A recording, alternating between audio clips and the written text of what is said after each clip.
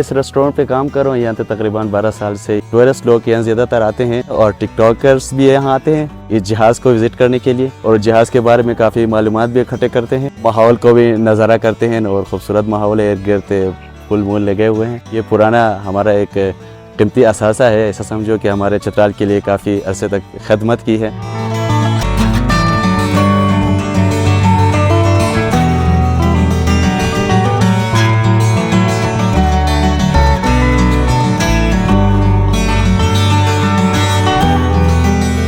यहाँ पे आया था तो ये तैयारा जो है इसके बारे में मैंने पढ़ा और ये माहौल भी बेहतरीन है, खाना भी बेहतरीन मिलता है यहाँ पे। सबसे जो अहम चीज़ है वो यही है कि ये तैयारा जो है एक खुशकिस्मत तैयारा है और ये रिटायर हुआ है। जो बंदा इसको चला रहा था उसने इसको ख़रीदा और लोगों के लिए यहाँ पे प्रिजर्व करके रखा है। लोग बहुत सारे यहाँ पे आते हैं तो मैंने भी सुना था, मैं भी आया तो यकीन मानिए कि ये खुशकिस्मत तैयारा देख के मुझे लगता है कि मैं भी खुशकिस्मत हूँ कि मैंने भी इस तैयारे को देखा।